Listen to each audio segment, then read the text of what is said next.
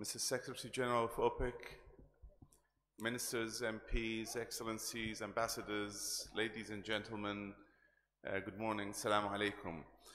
It's a great honor to have you here and welcome you to the second day of Iraq Energy Forum. And we are privileged to start the day with your presence and start our program with our annual ceremony of announcing the winner of the nomination for the Iraq Energy Award for the Best Achievement. I would like, before I ask John Defterius to announce the winner, I would like just to explain a little bit about the Iraq Energy Award. We created this symbolic award to basically recognize the achievement of certain individuals that contributed to the energy industry in general. We started that back in 2012. Our winner at that time was Dr. Fadel Chalabi, the acting Secretary General of Opec during the 80s. It was for his contributions to the oil and gas industry in Iraq and to the world in general. The second award went to the current oil minister, Mr. Luaibi, when he was retired. Of course, these awards should go to someone not or just about to retire from politics. And he was retired at that time, back in 2014, and it was for his achievement and contribution to the oil industry, specifically after 2003, when he contributed to to build up the production to a sensible level after the regime change at that time. The third award went to Mr. Thamer Al-Ghadban for his great achievements over the years in different capacities as an oil minister and as an executive, as senior advisor to the cabinet, and that was awarded back in 2017. This year we are selecting. We kind of like struggled to identify basically to shortlist the people that we have nominated at the board level. But we, unlike the Oscars, we don't announce nominees because of the sensitivities and things. But eventually we had a consensus that this award should go to a person that contributed very much into not only in the oil and gas industry, but in policies, as a lawmaker, as an executive, as a politician, as a negotiator, and for his contribution during his days in Opec, in the various executive institutions in Iraq and the legislative body.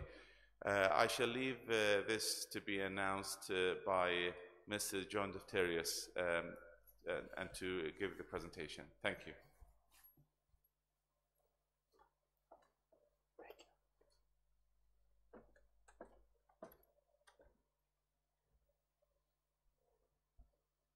I was almost going to accuse Loué of giving away the headline there. You went right to the edge before you held the secret for us. It is with great pleasure I stand before you on the 10th anniversary of the Iraq Energy Institute, in fact, to award our special guest. His career spans over a half-century, and I'm sure he probably thinks the time has passed very quickly. Glad to see that he cut his teeth, as we suggest, in journalism, as editor of the Economic and Oil Bulletin for the Iraq News Agency. But it was in the energy business and at OPEC headquarters where he made his greatest marks and created and left his legacy. At the Iraq National Oil Company, he was the head of transportation early in his career and finance, head of crude marketing, a crucial role for the institution, of course, head of economics and finance at OPEC headquarters, director of foreign relations and investment for the Iraq National Oil Company, chief executive of several companies thereafter, including a number of consultancies in the energy business. He became an independent member of the General Assembly at the national level and rising to the role of Minister of State for the government of Iraq during a very crucial window in history, 2004 and 2005. We know how difficult the times were. I would say he retired thereafter, but that would be a big mistake. At that level and pace of work continued with his dedication in Parliament, the oil and gas sector, with research, and I didn't want to leave out the fact as a distinguished professor as well. Had I known all that experience in the energy business, I would have just peppered you even more with those questions when I had you on my panel yesterday. I'd like to bring the Secretary General of Opec to the stage first to present the award.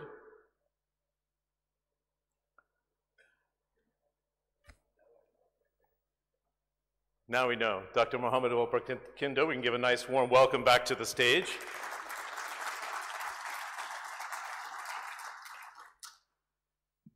And I don't think we have is this a secret still? But he seems a little bit surprised, our guest of honor, SG.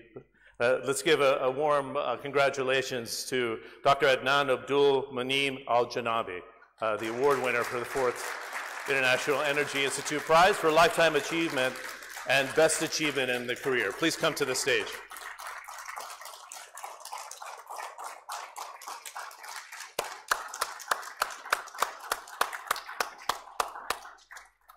Now you know. I know now. Did you want, please come on up.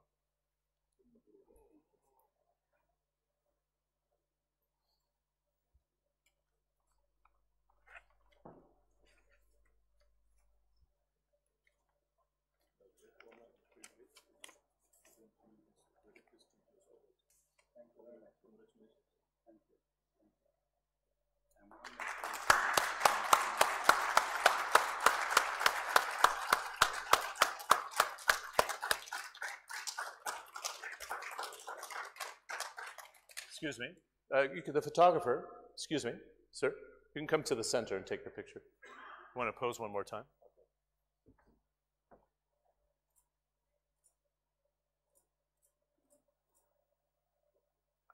Mr. Janabi, I was going to say, a few words? Of course.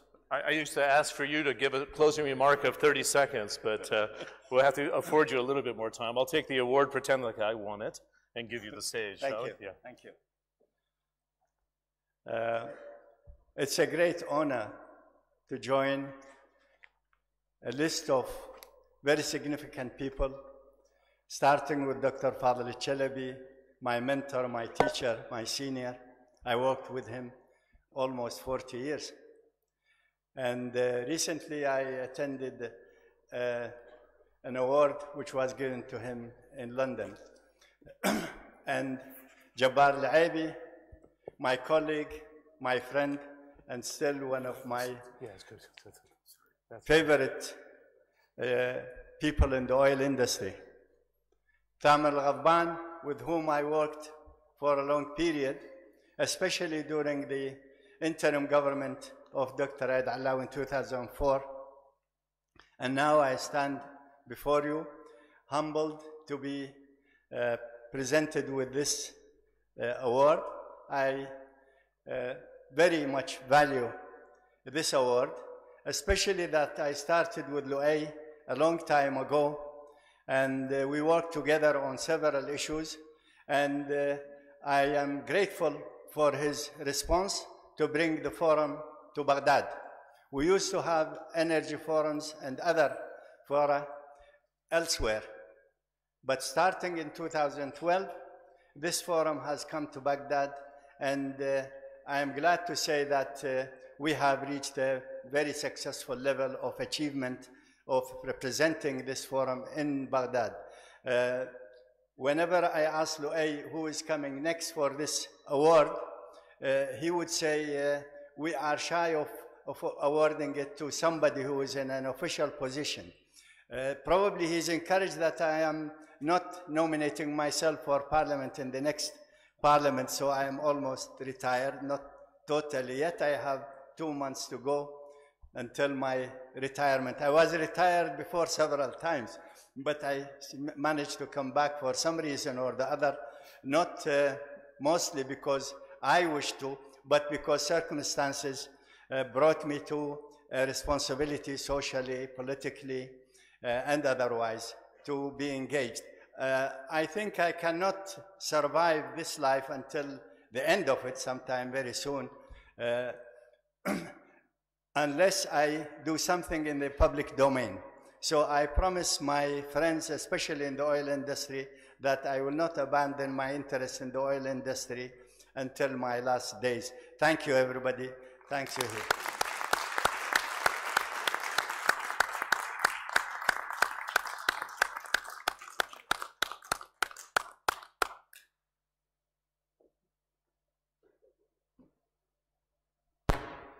Well, thank you very much, Mr. Janabi, for accepting our humble award. You deserve more than that. Now, before we start with our keynote speaker for the day, I would like to present one small gift to our Secretary General, because his presence has compromised his visit to Ur. He always wanted to visit Ur today, but to come and join us this morning has denied him that opportunity. However, we will not leave him his hand empty.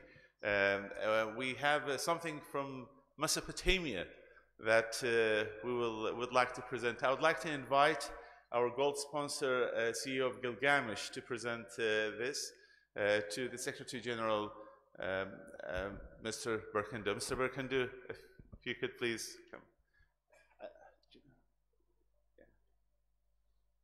Sorry, this.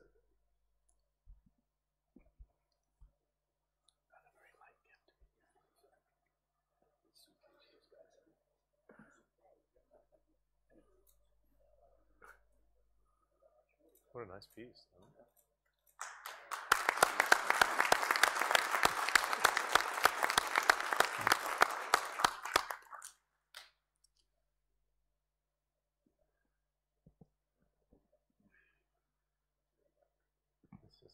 And now, with great honor, I would like to invite His Excellency, the Ambassador of the United States, to give his keynote. Mr. Ambassador.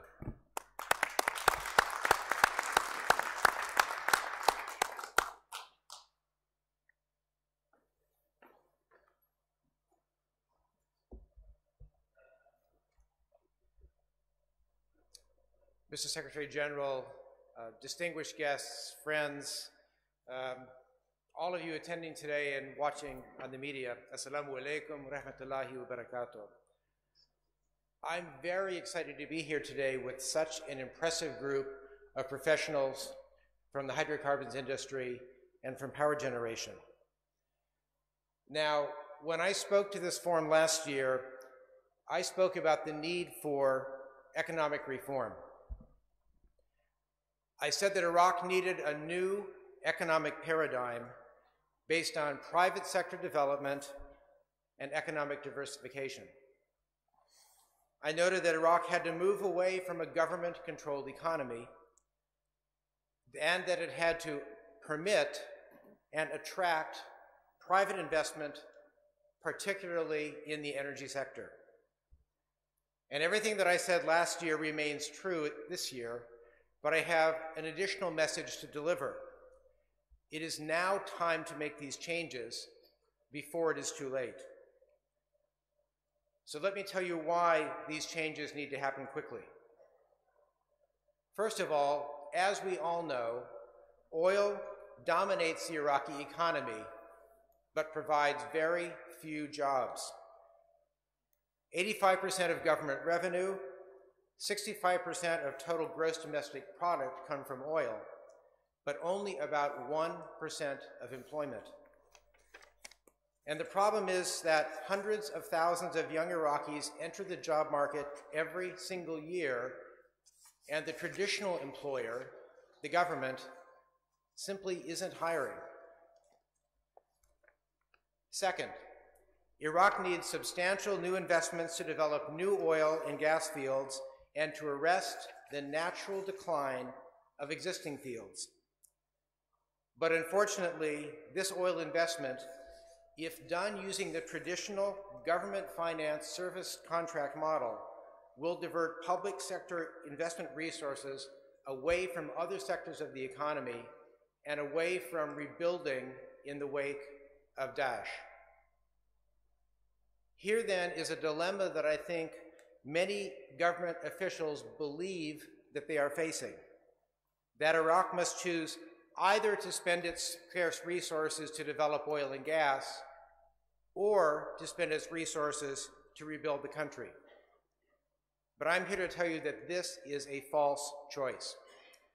Iraq can increase its oil production and rebuild the country and create the jobs that it needs, but only if it allows and attracts private sector investment.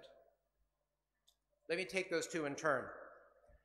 First, Iraq must allow private sector investment by modernizing its regulations and contracting practices, and by actually signing and implementing detailed and profitable purchase and investment contracts with private sector investors.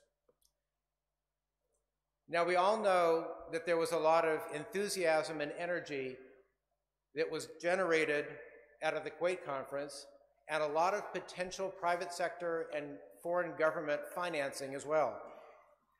But Iraq must move quickly, must move now to capture that enthusiasm and unlock that financing before it disappears and goes elsewhere.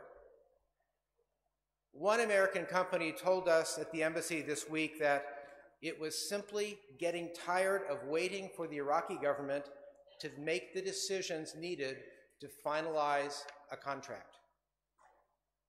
And that brings me to the second point, that the Iraqi government must attract investment, not simply offer a list of project opportunities. Iraq has to recognize that there is serious international competition for private sector resources, and that business is not charity. There are basically two factors that a business looks at when it examines an investment opportunity. The first is return on investment, how much profit that business can expect to earn for its investment. The second factor is risk. What are the chances that the business will lose all or part of its investment or make a lower than expected return?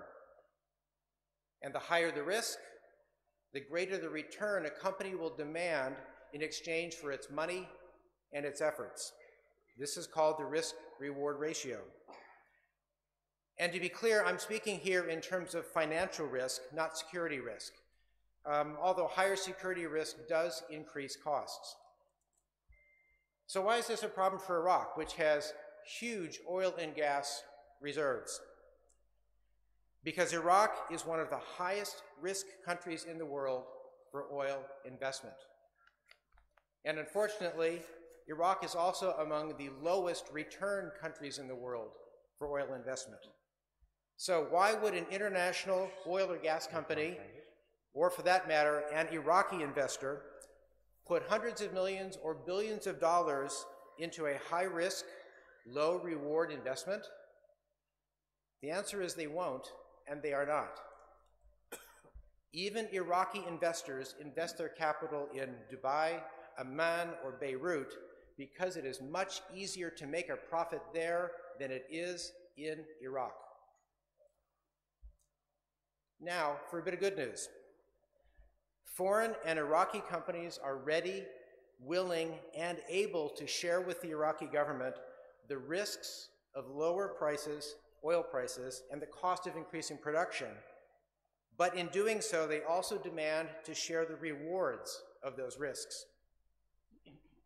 By restructuring its hydrocarbon contracts in a way that permits investors to share the reward when prices and production go up, international and Iraqi investors will also share the risks when prices go down. So, to attract investors, Iraq must either lower the financial risks, for example, through deregulation, new contract models, or public-private partnerships, or it must raise the returns by sharing a part of the profit from increased investment and production. The Ministry of Oil is starting to understand this issue and the lack of profitability in the traditional technical service contract model, and is working to develop new frameworks. But this development must come quickly to be of real benefit to Iraqis who have suffered years in the war against ISIS and need investment and reconstruction and jobs now. But there is also more potentially good news.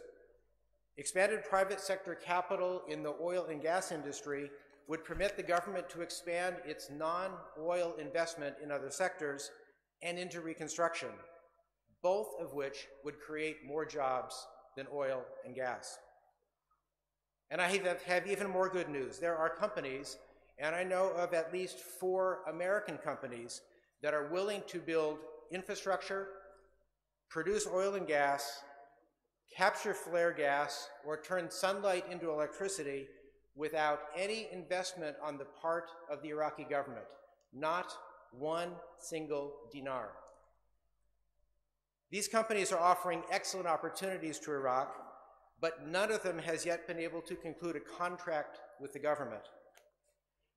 It's the time now that the government and Iraqi ministries seal these deals, which will be magnets for other investors down the road. And before I close, since today is also focusing on the power sector, I want to congratulate His Excellency Minister of Electricity, Fadawi, and the Electricity Ministry for their success in the past several years. Last summer, Iraq, for the first time, produced 15,000 megawatts of electricity. But fuel and tariff subsidies and low rates of tariff collection cost the government approximately $8 billion per year. $8 billion is almost 10% of the Iraqi government budget. Just think of the investment and reconstruction projects that could be completed if the budget was 10% larger. We support and encourage Iraq's effort to put the power sector on a fiscally sustainable path by improving collection and decreasing the cost of production through the increased supply and use of natural gas. And again, this is an area where Iraq can, and frankly must, leverage private sector investment. So let me wind up my remarks quickly before this turns into a full-fledged economics lecture. The energy sector is vital to Iraq's future, but Iraq's leaders must learn how to allow and attract private capital in the hydrocarbon sector and in all other sectors of the economy. By leveraging the power of private enterprise, Iraq's leaders can grow the economy, create jobs, diversify public sector investment, and diminish the risks of an oil-dependent economy. The United States and American companies stand ready to help Iraq and the Iraqi government implement reform, and we at the embassy will continue to encourage the participation of American companies in the rebuilding and development of a new, modern, and prosperous Iraq. Assalamu alaikum wa rahmatullahi wa barakatuh. Thank you very much.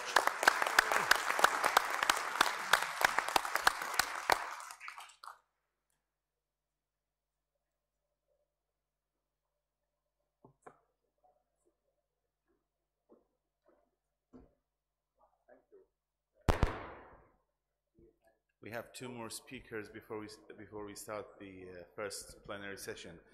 Our next speaker is the president of the American University of Iraq in Baghdad, Dr. Michael Malnix, please.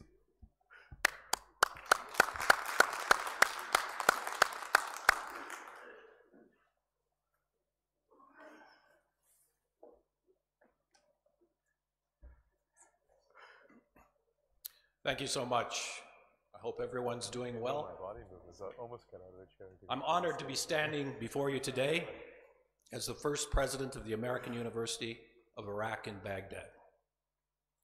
I'm going to give you just a brief introduction to what is going to be a superior institution of higher education in Iraq. One that will be respected throughout the nation, the region, and indeed throughout the world. It is our #1 goal at this new university to get you, the business and industry leaders here today, the kind of graduates you need to be successful. Okay. AUIB began as a dream of influential individuals in Iraq and United States business, industry, and government who wanted to see a world-class institution of higher learning established here in Baghdad. Reminiscent of the days when this city was an educational and cultural mecca and the flourishing capital of the Muslim world. The founders of AUIB envision a strong, independent university that is recognized as an outstanding teaching and research institution, a university that empowers students to act responsibly and to affect personal, social, political, and environmental change within a global context. AUIB will have a transformative impact on Iraq and the Middle East by distinguishing itself as an exceptional and diverse learning community offering the highest caliber of academic programs and continual innovation in research, creativity, and entrepreneurship. Our mission at AUIB reads that we will create an opportunity, supporting and nurturing intellectual and cultural environment that focuses on problem solving, leadership, communication, and deep disciplinary knowledge. We will cultivate a university community strongly committed to cultural and religious tolerance and the free exchange of ideas where education, research, and community service will flourish. We will impact society in a positive way by encouraging students to learn, discover, and create, and thereby ensure that all graduates achieve their full potential. And we will ensure that excellence is the standard for teaching, scholarship, and creative expression, and to instill in all students a culture of service that respects the dignity of every person. At AUIB, we're establishing a new standard of excellence for education in Iraq. For example, a major goal is to transform the way we educate teachers. As part of our College of Education, we will be constructing our own standalone lab school that will educate students in grades 9 through 12. This will be the best school of its type in the nation. We will teach teachers how to teach by observing them in the classroom, providing constructive feedback, encouraging interactive teaching techniques, and getting far, far away from the practice of rote memorization. In our College of Medicine, we will construct our own 200-bed hospital and bring the very latest techniques in medical education, pharmacy, nursing, and dentistry. Simply put, it is time to end the educational drought in Iraq. It is time for institutions of higher learning in this nation to assume their rightful place at the forefront of innovative teaching and research standards. It is time to put us on the radar screen of the very best universities in the world. To do this will require cooperation among all colleges and universities in Iraq. AUIB is not here to compete, but to cooperate. Working together, we can lift the standards of all educational institutions. We all know the aphorism that a rising tide lifts all boats, and that statement is certainly appropriate here. Improvements in the overall educational standards in K through 12, as well as at all colleges and universities, will benefit the citizens of Iraq and allow this country to become competitive on the world stage.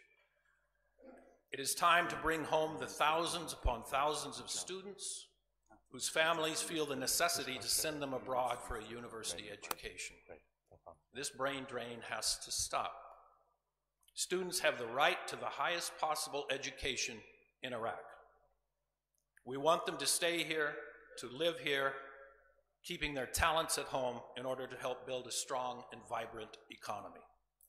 With that in mind, at AUIB we will develop a robust and challenging curriculum featuring innovative academic programs with performance indicators and student assessment outcomes clearly articulated. Students in Iraq today will enter a global society, and to ensure their success, we simply must internationalize our student body and our curriculum, eventually bringing to AUIB the best and brightest students from throughout the MENA region, from Europe, from Asia, the United States, and beyond. Indeed, as the world grows increasingly smaller, internationalization of our curriculum is not only the smart thing to do, it is the right thing to do. We will ask that our students at AUIB increase their knowledge of the cultures, traditions, religions, politics, and languages of all parts of the world.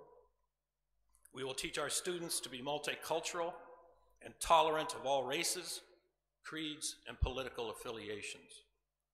This type of inclusive education is the best and the fastest way to combat extremist groups, and is the best and the fastest way to bring peace and healing in our often fractured world. And so within this spirit of optimism that we gather here today to hear from some of the best business minds in the region, to have a better idea of what they are planning for the future. Let me close by saying that the American University of Iraq, Baghdad, will be a full partner with business and industry as we work together to build a strong and internationally respected Iraq. It is past time to begin such a partnership. We have a great deal of work to do together in order to promote a spirit of inquiry. I guarantee that AUIB will do its part by creating a multicultural, intergenerational, and highly accessible institution that values and nurtures an innovative, reflective, and experiential approach to educational excellence. Excellence in research and entrepreneurship can be achieved by building lasting partnerships with business and industry, as well as with other educational institutions on a local, regional, national, and international basis. I look forward to working with all of you in building a positive, sustainable future for Iraq. Your input into our research-based curriculum is welcome, and as a direct result of our cooperative efforts, the critical thinking skills of our students will be greatly enhanced.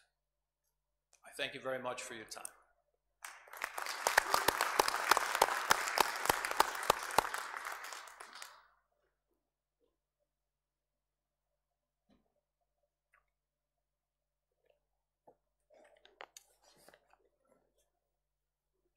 Last but not least, Very nice. Thank you, sir. Very nice. Thank you, Michael. and last but not least, we have our third speaker of this high-level session, Dr.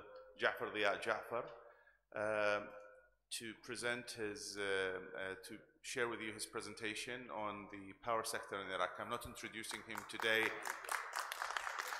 as a speaker or sponsor, but as a leading expert of in the Iraqi industry on the power sector.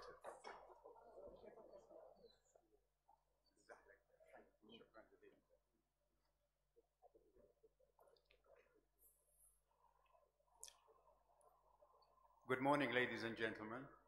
I'd like to thank, first of all, Dr. Luay and the Iraqi Energy Forum for their contribution in arranging this conference every year for the last few years. And I hope that this will go on for many years in the future. And it's very important to arrange these conferences in Baghdad so that a large cross-section of the people involved in the energy sector can witness and can share the remarks and what we have to say about the sector.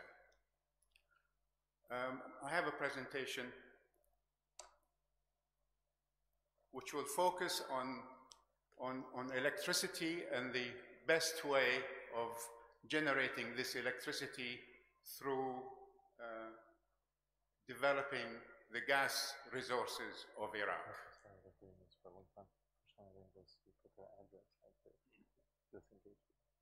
Does this work? One way to get people in touch with them, isn't it?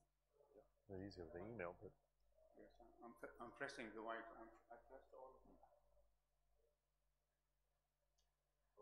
Sorry for this interruption.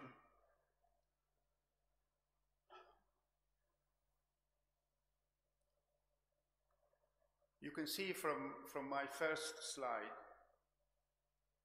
Yes, this is. You can see from this first slide the development of electricity generation through the years 2013 up to 2017. You can see the amount of energy generated every year.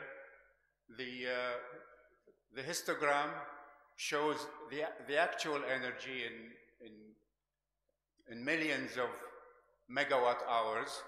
You can see that in 2017 the number was 99.3, which means that throughout the year the average power generated, if it was averaged throughout the year, would be about 11,300 megawatts. The peak during the summer of 2017 was about 15,000 megawatts, which was a record for the electricity sector. Now, demand, you can see from the blue arrow, is 17,000 megawatts as an average. So in fact, what was generated throughout the year was about 30% or 40% lower than what was needed. So one would need an increase in the total amount of energy generated by about 50%. We have to go up from 99.3 to about 149. That's a 50% increase to be able to meet demand. Now, you can see also from the blue histogram that the actual increase was stunted between 2014 and 2015. This was because the intervention of the terrorists ISIS in mid-2014 lost the generation in the northern part of Iraq. The red line shows what would have been generated had ISIS not intervened. So you can see that in 2016 we would have in 2015 we would have generated 24.4 millions of megawatt hours more, and because there were many projects and they were under construction in the northern part of Iraq, as well as existing power plants that were lost by the intervention and destruction of ISIS. So this again stunted the natural development of the generation capacity of Iraq.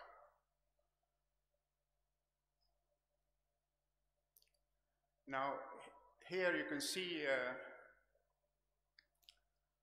that we estimate that about 10,000 megawatt hours of electricity requires about 440,000 barrels of oil equivalent to be burnt so that we are able to generate this amount of electricity in our thermal plants. I'm not here including the hydroelectric power plants or the imported electricity from Iran. So if you see, this is a huge number. This is, in fact, during 2017, the Ministry of Electricity burnt about 10% of Iraq's total oil production to be able to produce this amount of electricity, which was 50% below actual demand. So if demand was met, we would have burned 15% of Iraq's total generation capacity.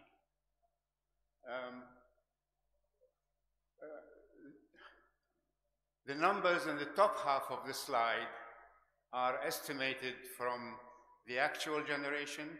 The numbers in the bottom part of the slide are actual Ministry of Electricity numbers. You can see that natural gas, the amount of natural gas that was burnt was 170,000 barrels of oil equivalent per day. The amount of oil that was burnt is around 150,000 barrels of oil equivalent per day. That's crude oil. The amount of heavy fuel oil, which is a product of oil, crude oil refining in Iraq, is about 92,000 barrels of oil equivalent per day. And the diesel fuel, which is also a refined product, was 21,000 barrels of oil equivalent. So the total that was burnt was 433,000, which matches the estimate, which is based on actual plant efficiency. So these two numbers agree with each other.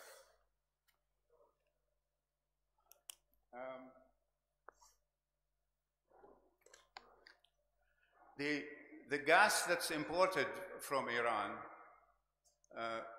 cost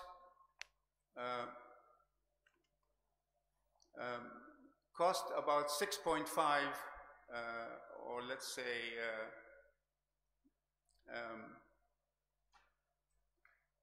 the cost would be about $65 per megawatt hour. So it's expensive. But that would be equivalent to about $41 per barrel of oil. So in fact, at this price, Iraq would be better off to buy natural gas from Iran at $41 per barrel of oil equivalent and sell its own crude oil, replace its own crude oil, and sell its own crude oil at around $57 or $58 per barrel of oil. That is the selling price nowadays based on $65 Brent. Brent is now 70. So Iraq is better off at the moment to buy natural gas from Iran at $41 or $42 per barrel of oil equivalent and sell its own crude instead of burning it at about 57, let's say, or even more. So we would make money. But the thing is, Iran cannot supply that amount of gas, because what 150,000 barrels of oil equivalent is around 1,000 million standard cubic feet per day, and Iran is now supplying only 350.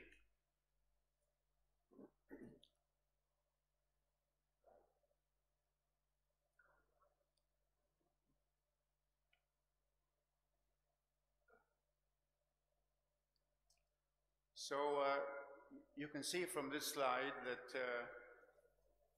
that at the moment there's only one IPP project that is operating in Iraq. It's in Besmaya. It's a 1,500 megawatt combined cycle plant. It's an IPP. It's an investment project, and the cost, it's running currently on Iran imported natural gas, and currently the cost of generation of electricity is $100 per megawatt hour, which is 120, which converts to 120 Iraqi dinars per kilowatt hour. And this, at this price, the Iraqi population cannot pay this amount of money. The average amount of money that is being collected by the Ministry of Electricity is around 30 or 40 dinars per kilowatt hour. So nobody can pay 120 as an average.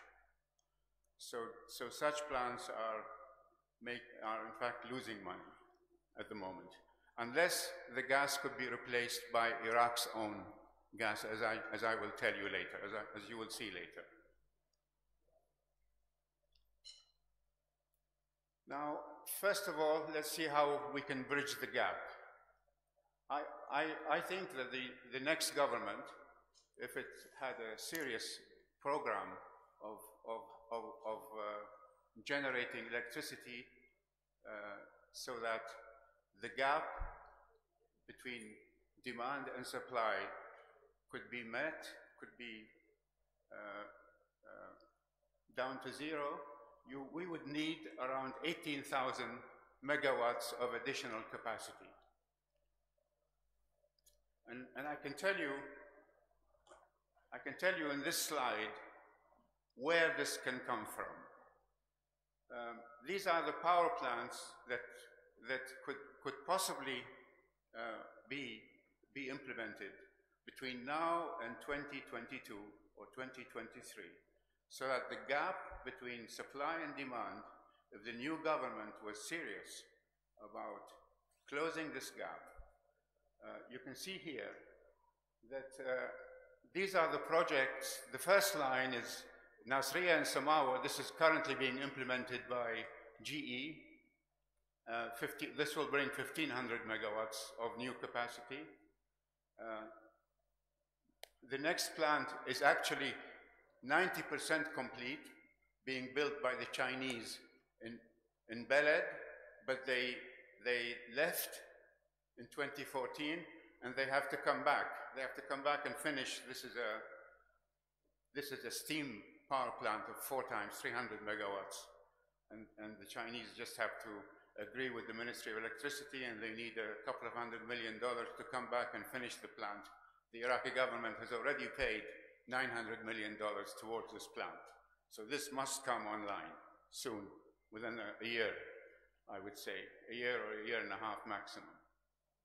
Then there are various investment projects, IPPs, that were signed by the government 3 or 4 years ago, and these projects should bring another 6,000 megawatts online within a few years if they were implemented. Some of them are under implementation at the moment. So we should get around 6,000 megawatts from these. And then there is the problem of converting the existing open cycle power plants to combined cycle. These are mainly GE supplied and Siemens supplied open cycle power plants that are at the moment running at a fuel efficiency which is not good. By converting them to combined cycle, we would get 50% more power at no fuel cost, at no additional fuel cost. And this should bring around 4,700 megawatts of new capacity by this conversion.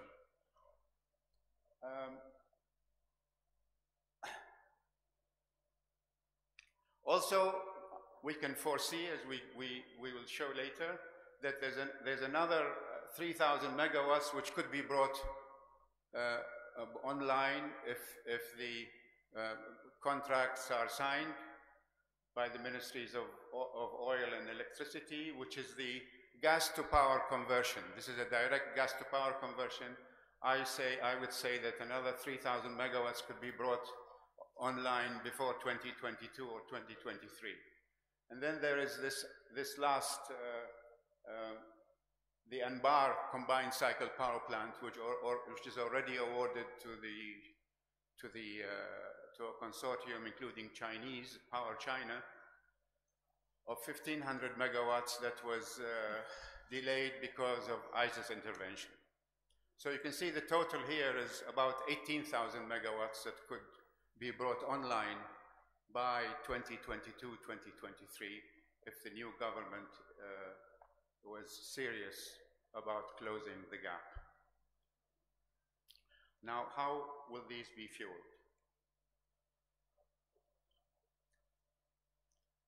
Here I give some numbers for the Iran supplied natural gas. It's a small quantity at the moment. It's only 350 mmscfd, million standard cubic feet per day. Iraq's actual production average through 2017 was 900 mmscfd. So Iran is supplying about 25% of Iraq's natural gas fuel at the moment. You can see the cost here. The open cycle plants, the kilowatt hour cost for the open cycle plants would be around 7.5 cents just for the gas. And if they were converted to combined cycle, the cost would be 4.75 cents. So it would be quite a significant reduction in the actual cost of the cost of electricity. So it's imperative to do these conversions of the open cycle plants to combined cycle. You can see here the amount of gas, associated gas. This is associated gas that's currently being burnt. The red part is the amount that's burnt. The blue part is the amount that's being converted to fuel. This is for all the fields in the south. We start with North Rumaila, South Rumaila, Zubair, and West Gornawan. These are the old fields. You can see for those fields only, we have around 900 mmscfd that is currently being burned just in those 4 fields. And those 4 fields now are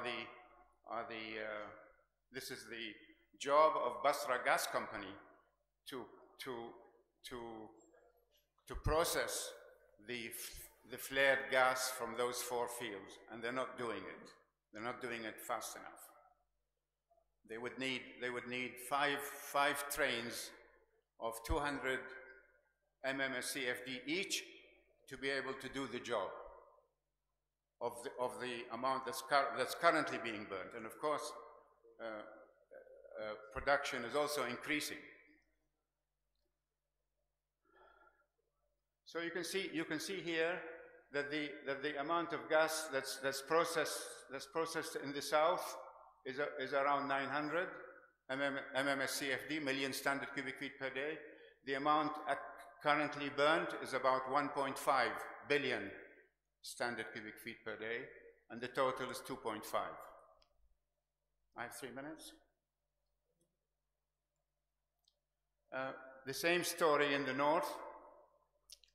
You can see in the north the amounts are less. The total is 610.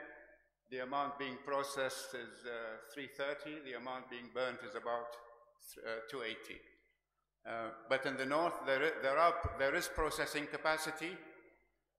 There's processing capacity in North Gas, but the amount of oil that's extracted at the moment is lower than it should be. So we have excess processing capacity in the north. So anyhow, the north can supply 2 times 200 mmscfd, but there's the amount of crude oil that's being extracted at the moment is low.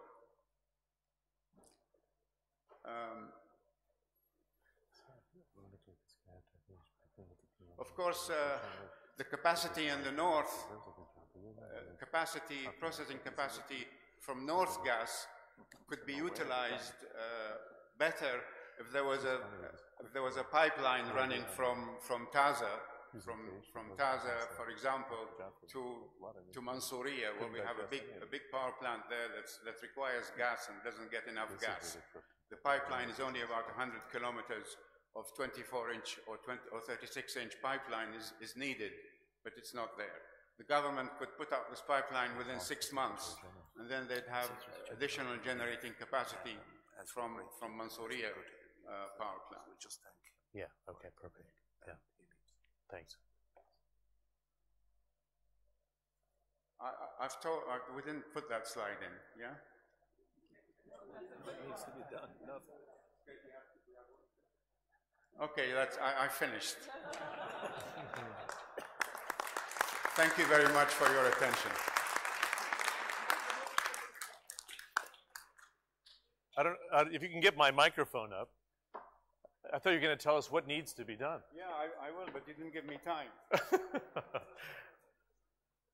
Thank you very much, Dr. Jaffer. My colleague said we have to tell the Ministry of Electricity before telling the people. Yeah, that's probably a good idea. That's, don't lay it on the crowd here, but it's something that needs to be done.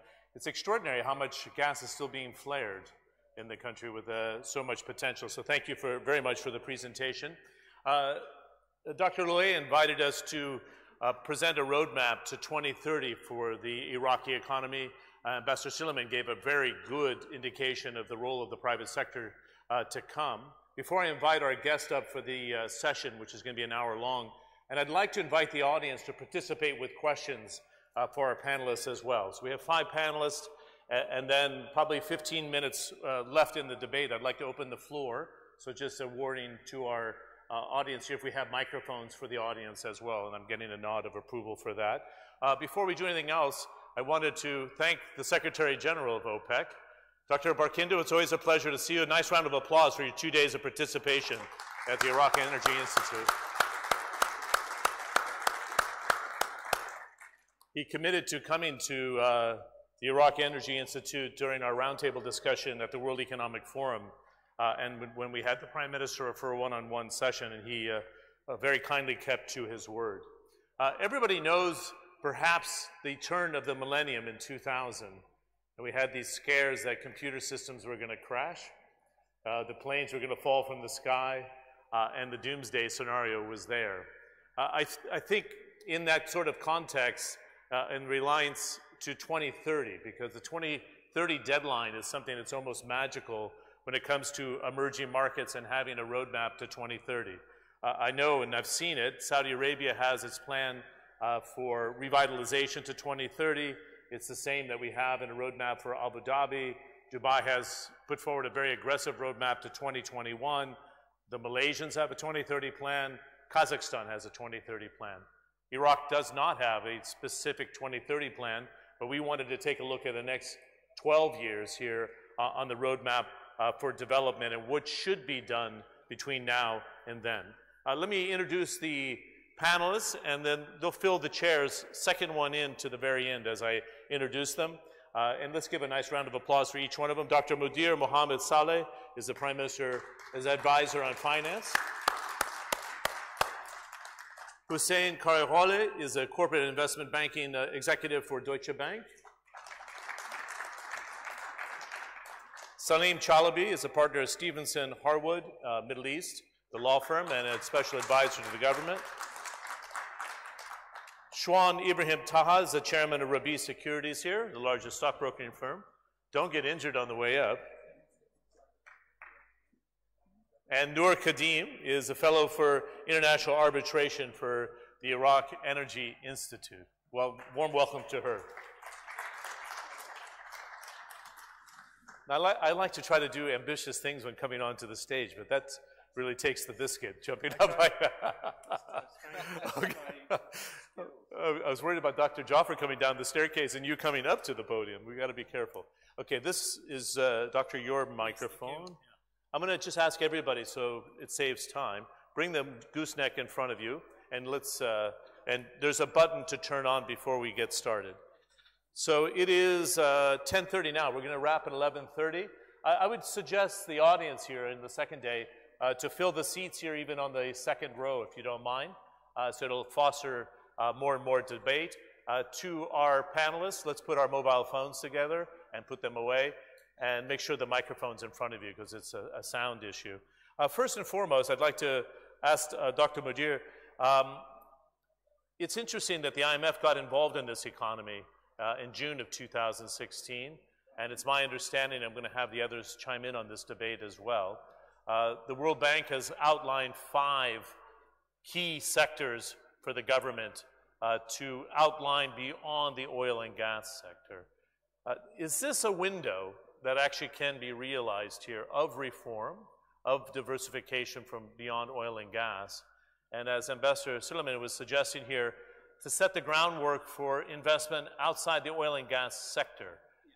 Many on the ground don't believe it. What changes the mindset, if it can be changed? Thanks. Thank you, John. I'm going to ask everybody to be very direct. 2-minute opening statements, and then the rest is all debate.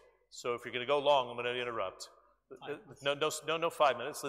Let's get it's a question and answer, and I'd love to have you jump in. Yeah, I really want to try to foster debate on very crucial issues if we can. 2030 is a very amazing date, as you mentioned. Okay. Anyway, there are 3 major points we have to address in this keynotes. 1, objectives, constraints, and norms. Okay. The objective is to make some structural change in the composition of private sector and its contribution in the GDP. Currently, now it's 37%. In 2030, we assume to reach something 54 to 57. Okay, this sort of diversification. But we have to put in our mind there is some constraints. There's 2 major constraints. One constraint, the structure of the market. Market now is call it a gray market. 75% of the Iraqi markets, it's not white, not black, it's gray. It's not defined well before the tax authority or something like that. Another thing, the composition of labor, okay? If you take agriculture and industrial manufacturing, the manpower consists something around 37%, but the contribution, the GDP for these 2 sectors, 5%. Either low productivity or disguised employment or unemployment, okay? This is the sort of constraint too. So what we are going to do, I picked some vision from the office, Prime Minister offices, and through the discussion and everything. Anyway, there is some points, some norms we have to follow up till 2030 to make this diversification. The major thing, we have to re-engineering the Iraqi market toward business organization, okay? By, it means the company mode of ownership will be dominated because now the contribution of company mode or business orientation is very weak, okay? This is the major thing. Another thing, reoriented the proceed of oil, okay, toward the market, not through employment, the government employee, okay? By make some concessional loans, by some development fund, so oriented the proceed from the governmental sector to the market sector by financing the market in easy way. The major things, we have to secure every Iraqi, every person working outside the government by social security system, okay? No, everybody work at the government is secured, okay?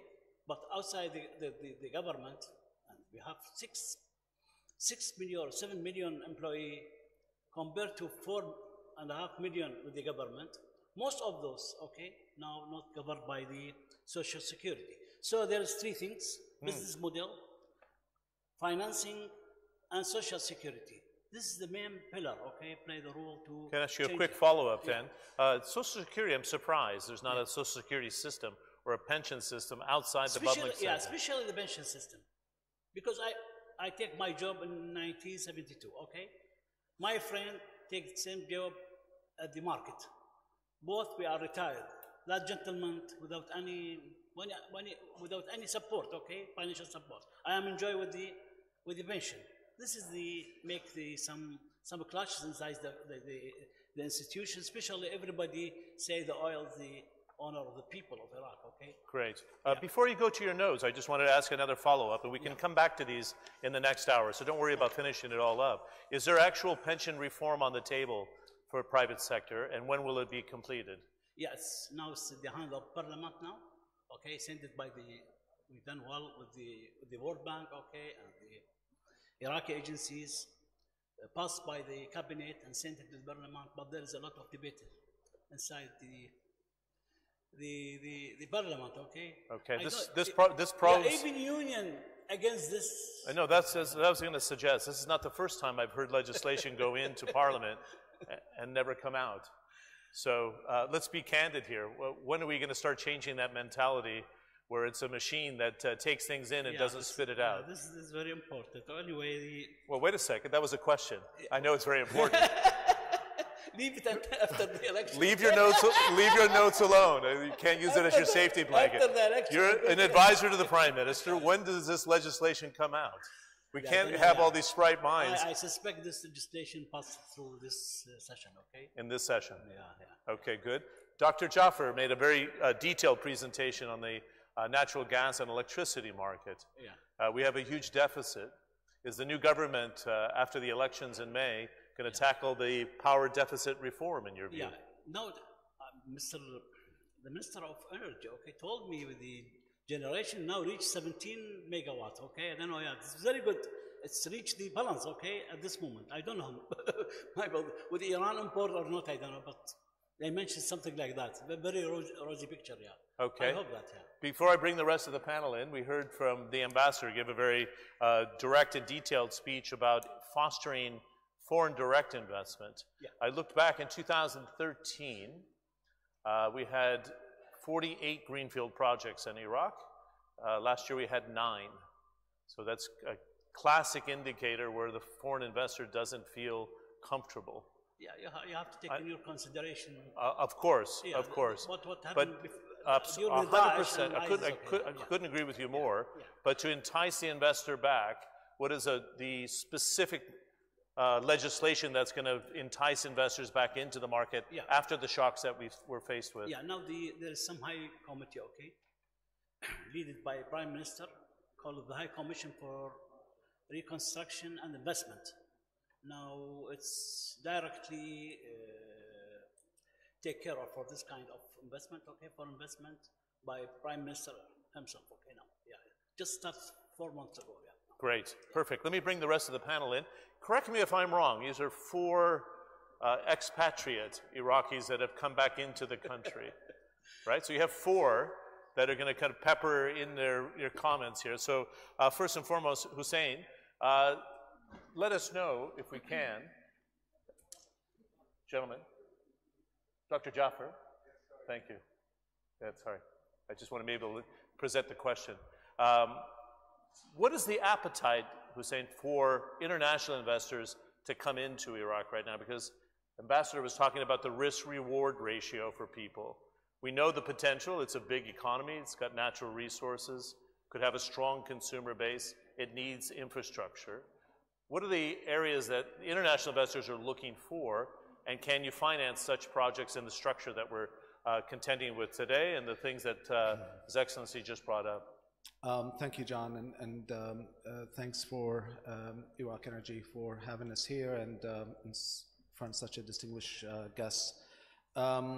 The answer to your question is our foreign direct investors' appetite for Iraq, and there is significant, and proof is in the pudding. In 2017, we were able, as Deutsche Bank, able to raise about $2.2 billion for Iraq in the capital markets and in the loan markets as well, for infrastructure projects in energy, water, transportation. The appetite is there, and the other indicator for that is part of that financing included financing in the capital markets, and they issued a bond, a 5-year bond for $1 billion, It was with the leadership of Dr. Mudhar and others, central bank governor and the Ministry of Finance. And the bond that was issued is currently trading. This was issued in August of 2017. It is currently trading above par, meaning that the supply demand, the demand in the investment community, it is so high that it's gone above par, meaning it's trading above its even par level. Notwithstanding the fact that when we first issued the bond, there was $1 billion. The government can only borrow $1 billion as appropriated by the budget. However, there was nearly $7 billion in demand for that bond. So it was 7 times oversubscribed. And the trading levels have come down. So it is currently trading at a yield of about 6.3% and 101, 102 cash price, which is a pretty good indicator of what the market appetite is for Iraq out there. So the short answer is yes, there is a significant amount of demand for infrastructure projects, given some prerequisites. And the prerequisites that are required is a sound legal infrastructure, and the way we were able to do this, frankly, is by the government of Iraq hiring the best advisors out there. So including Deutsche Bank, and we had 2 other lead managers with us. They hired Stevenson Harwood, one of the finest law firms, and Salim Chalabi here is a partner on this.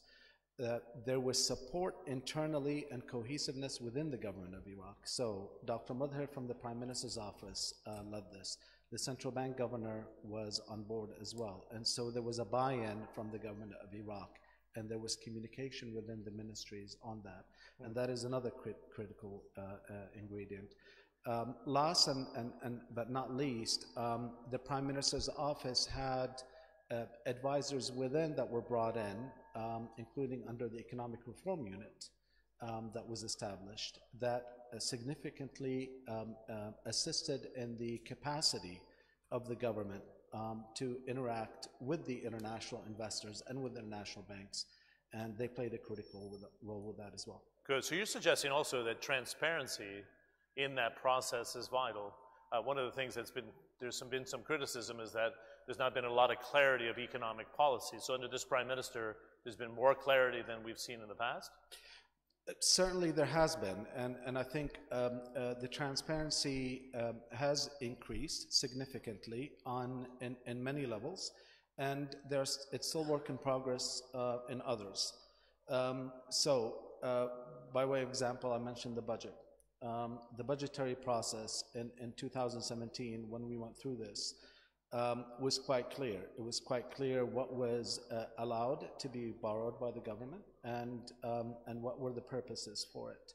A part of that transparency, I think, was helped by the government's wise decision to engage with the IMF under the standby arrangement, which I think was a forcing mechanism for the government of Iraq to, frankly, look inwards into it was almost a prognosis. It's almost going to the doctor and having a checkup.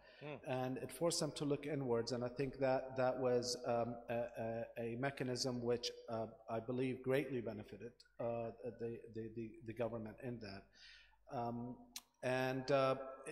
I think the places where the government is working on, and I think could definitely benefit from, and we can get back to this in later remarks, on the Vision 2030 and how do we get there, is the intradepartmental transparency. For example, when a ministry goes out and contracts with a reputable supplier, unless the government is paying for this upfront, which I think given the capital expenditure stress on the budget, they actually have to go outside to investors or to the loan markets to borrow and repay this. So the Ministry of Finance should be brought into those discussions because the financing of a project over a multi-year period will also entail a cost. So the total cost on the government could be substantially more if you sign a contract with a particular supplier that does not have a financing which is beneficial for the government, or let's say the most optimal for the government? I'm going to hop around on the panel here and not be accused of leaving our female participant to the last, so I'm going to bring in Kadeem now. What's the role of arbitration in the comfort levels? I was asking Hussein here about the comfort level of international investors to come in and the transparency role, but you're working on the arbitration side, and there's been some treaties signed here. How does this fit into the building blocks of diversification and trust in the ability to take action if things don't go as planned? Please. Yes, thank you. I need to have that mic much closer to you. Thanks. Thanks. As much as you can. And thanks to Iraq Energy and to Lu'ay for inviting me here.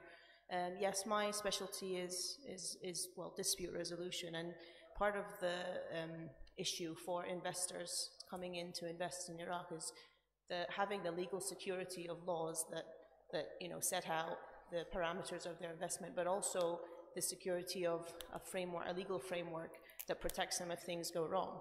So signing up to certain treaties is going to is one step on the path to giving those investors that security. Now, I understand there was obviously a lot of encouragement and also to an extent pressure on Iraq, as there is on many other developing countries, to sign up to two treaties in particular. One of them is the Washington Convention that would protect investors when making investments in a country, that basically arbitration allows them to go before a neutral tribunal and not to the Iraqi courts, for instance, and have an award that is at the end of the day enforceable even outside of the Iraqi courts. This would be within the context of the World Bank mechanism. So that gives comfort to investors, so that if anything goes wrong and their investment is expropriated, then they can turn to a tribunal that is neutrally appointed. Great. The New York Convention is for business participants. So for ICSID, you would need to have contracted with a state or state-owned entity, and you would need to have proven an investment. But the New York Convention, which is basically business to business, will protect private parties. And given the increased focus now, the importance of bringing in private sector, not necessarily that you're going to be doing deals with the government, the New York Convention is going to be important for giving the private investors that assurance. Okay, a quick follow-up. Do you think the Iraqi government and the Iraqi business community has promulgated or advertised about this joining of the conventions? I don't think most people know this outside of a very tight community. I know Hussein's shaking his head, but funnily enough, so I'm an editor of Kluwer Arbitration blog, which is the most widely read blog in the arbitration world.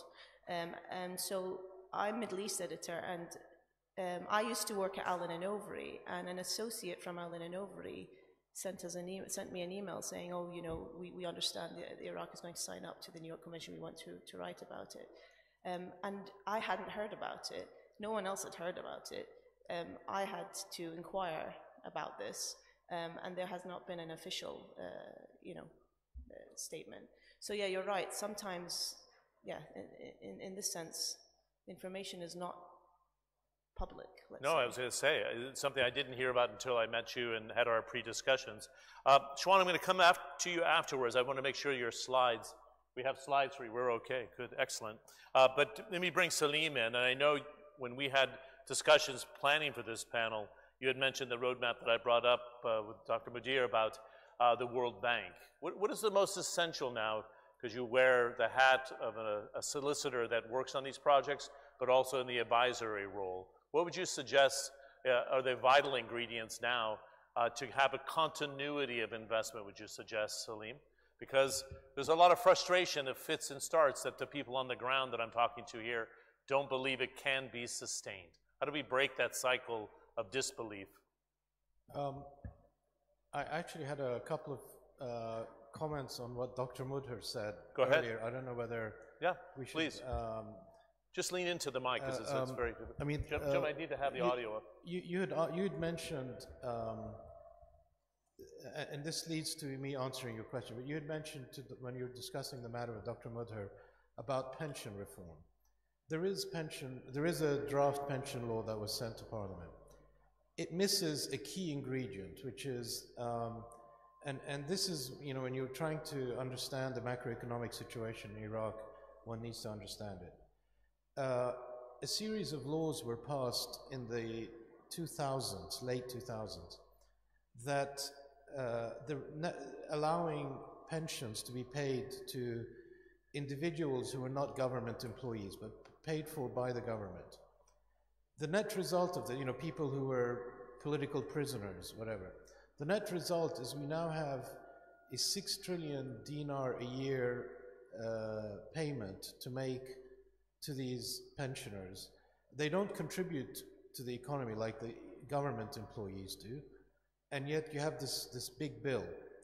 The pension reform does not deal with that, and this is a key factor of problem. So when we're talking, I mean, about pension reform, one needs to keep in mind that there are certain key issues that are ignored. And the second point I want to mention also in connection with your question about the IMF, the reality is there's been significant resistance to some of the reforms that the IMF is suggesting at the government level. I mean, I'm on the team and I know, so I won't discuss specifics, but there has been resistance because the changes that the IMF is suggesting to transition to an economy that is less reliant on oil by reducing the non-oil primary deficit, there's been significant resistance to trying to increase tax revenue, trying to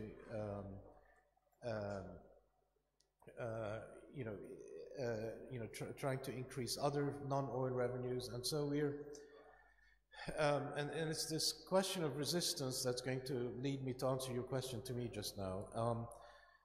One of the key problems I'm seeing, and I used to act more for the private sector, but I realized that the problem is actually more in the government sector, is the resistance to the transition. So, well, you bring a great point up. Why would there be resistance to the IMF roadmap, Salim? This is interesting, unless there's a silver bullet that I'm missing here.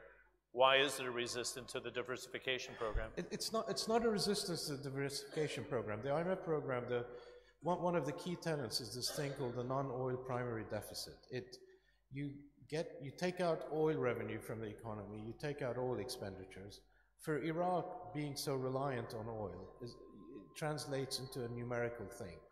The numerical thing is a massive deficit, non-oil deficit. So, the danger there, and the reason we went to the IMF in the first place, is because you have very non-elastic expenditures, current expenditures, salaries. Salaries in 2016 accounted for 80% of oil revenues, salaries and pensions. So you have a very, straight, inelastic expenditures, and then oil prices shot down. And therefore you have a scenario where, deficits were increasing. The IMF came in to try to plug that gap.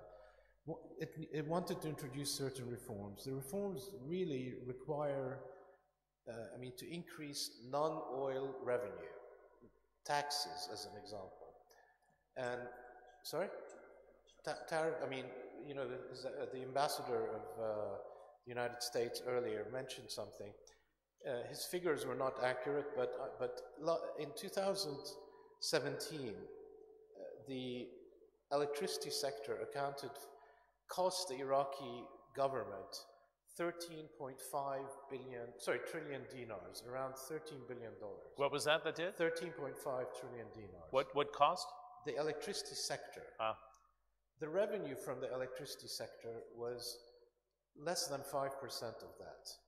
So when you're talking about, so one of the IMF reforms is we need to increase tariff collections. That's non-oil revenue.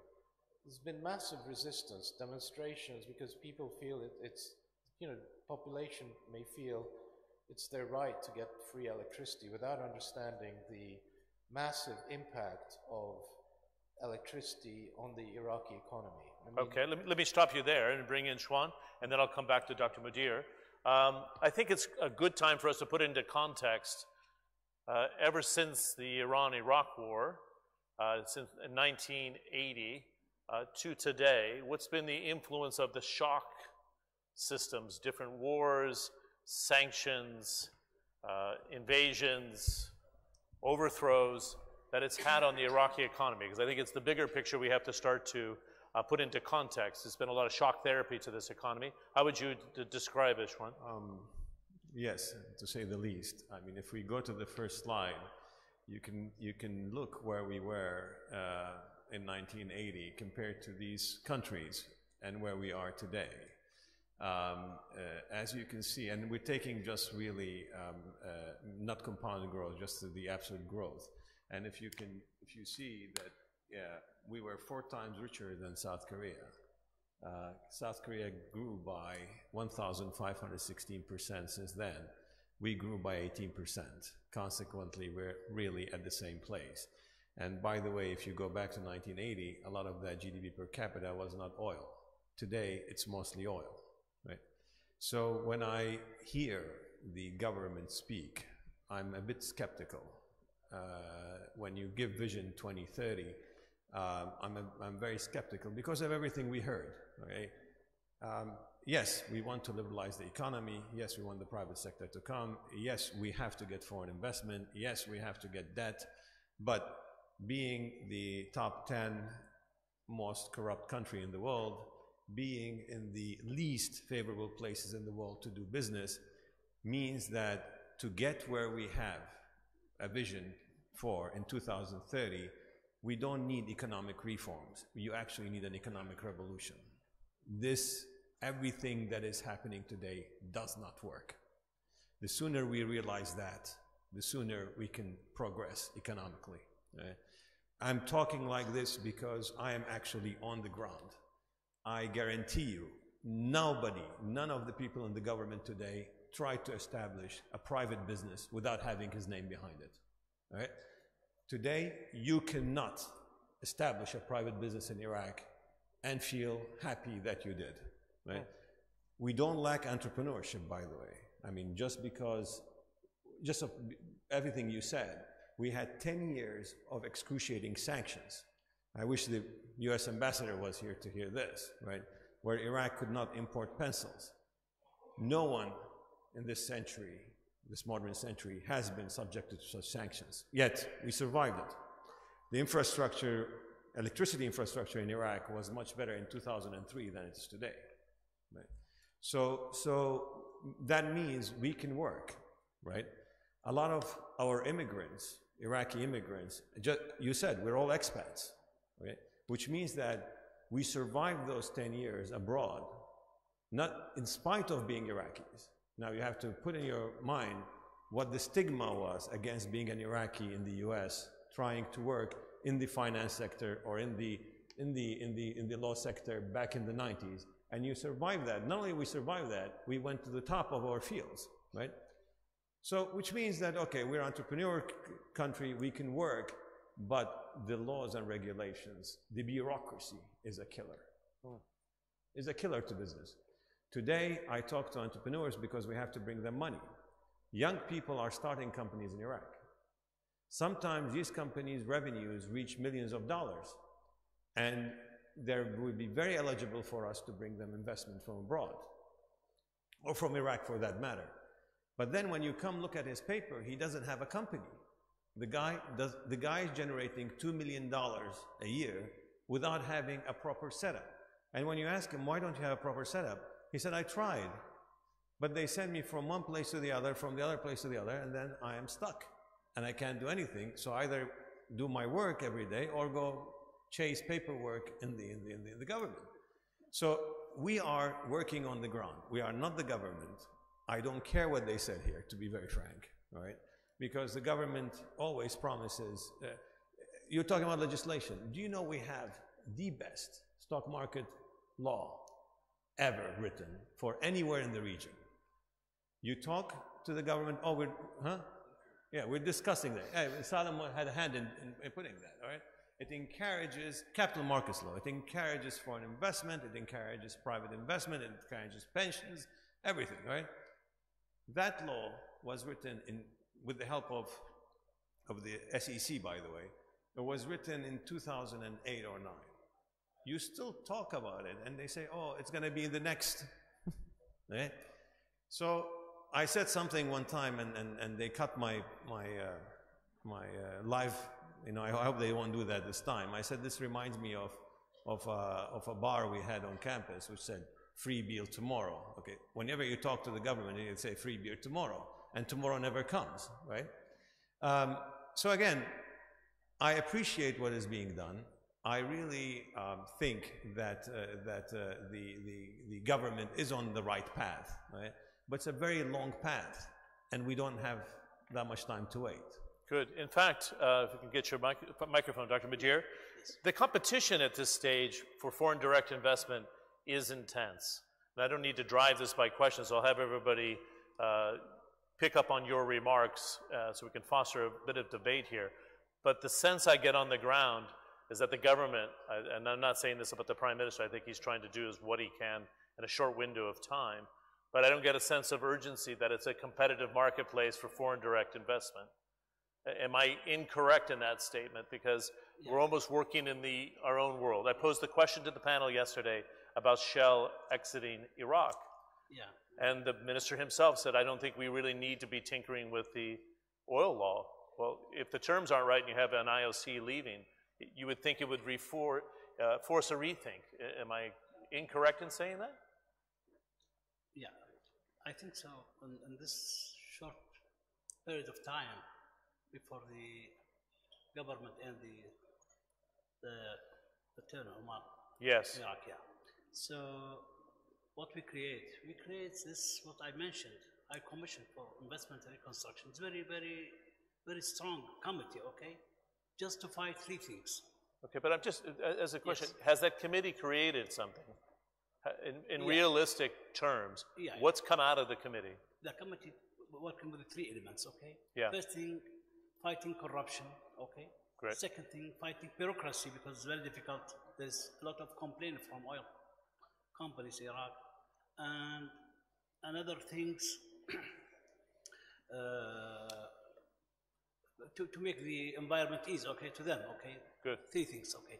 These are three crucial things. Crucial things, yeah. But has the kind of bricks been laid on the road or in the path for change? Yeah, I think it's very important, yeah, because it's the first time the central government, okay, put the capacity in the field of investment and market competition and something like that, yeah. Good, very good. Hussein, jump in. And Salim, go ahead.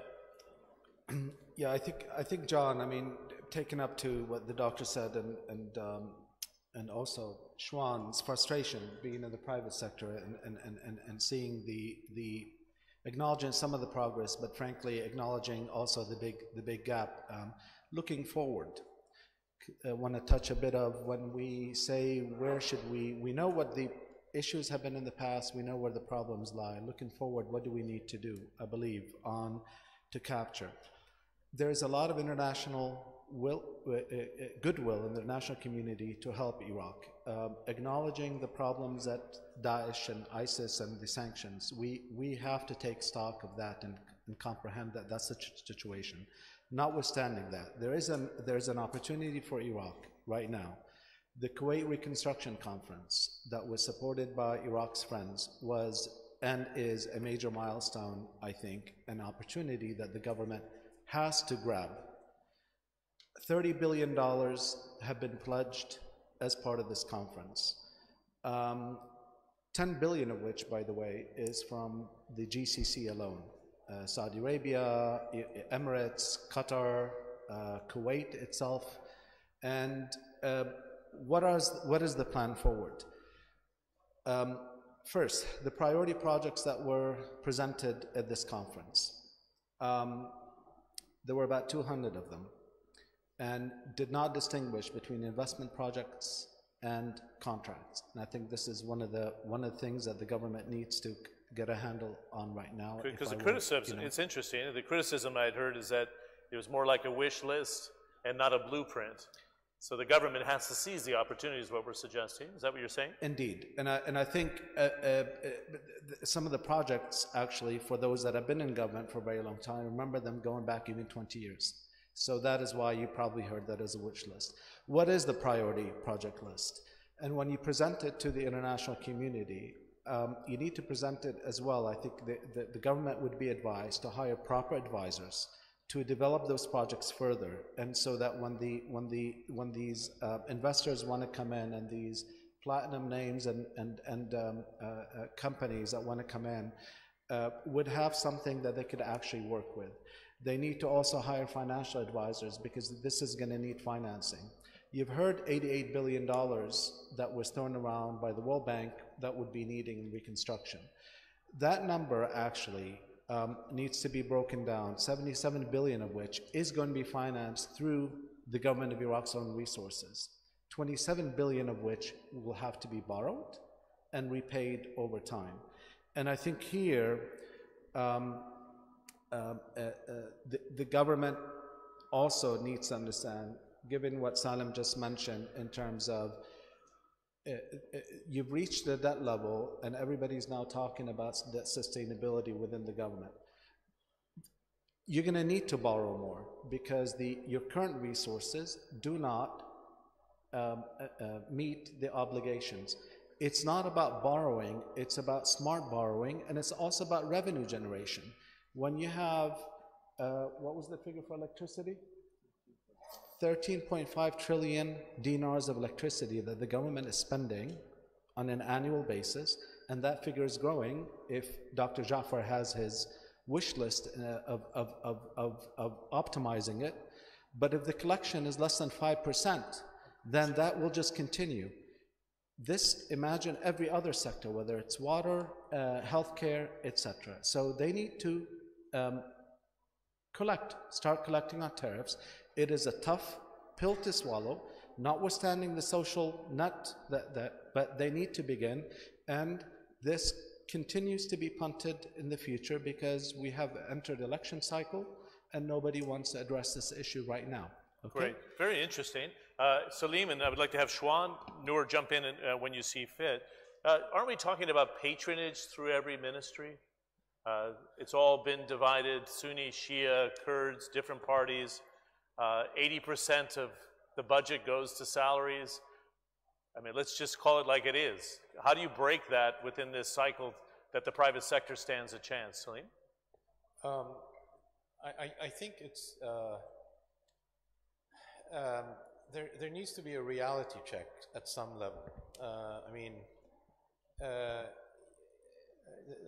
former Iraqi vice president, former minister of oil, Adel Abdel Mahdi, I remember I had a long meeting with him in 2014, and he said, you know, the drop in oil prices, ISIS, coupled with ISIS, can actually prove very beneficial to the Iraqi economy.